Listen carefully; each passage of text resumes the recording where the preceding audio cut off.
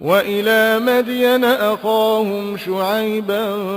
فقال يا قوم اعبدوا الله وارجوا اليوم الآخر ولا تعثوا في الأرض مفسدين فكذبوه فأخذتهم الرجفة فأصبحوا في دارهم جاثمين وعادا وثمودا وقد تبين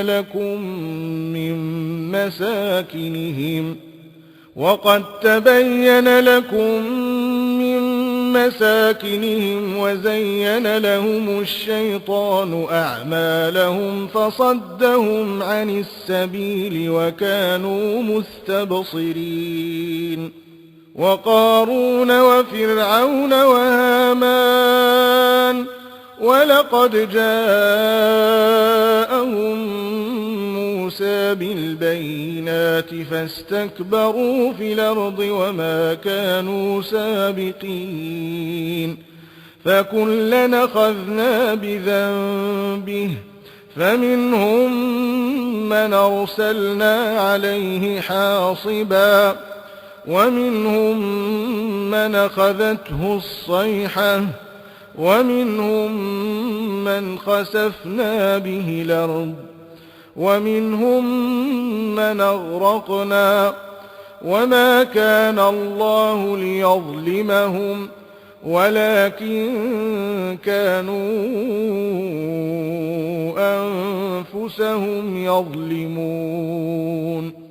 مثل الذين اتخذوا من دون الله أولياء كمثل العنكبوت اتخذت بيتا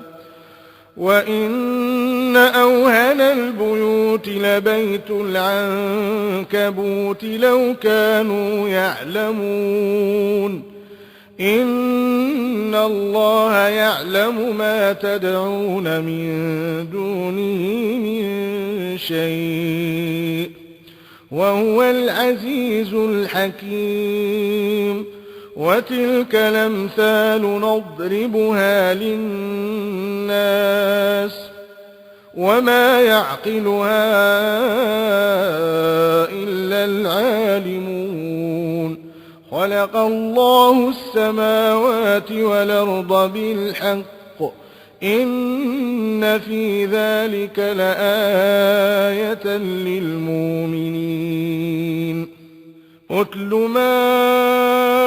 أوحي إليك من الكتاب وأقم الصلاة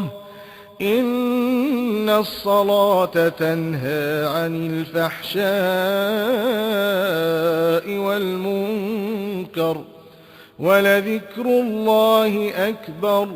والله يعلم ما تصنعون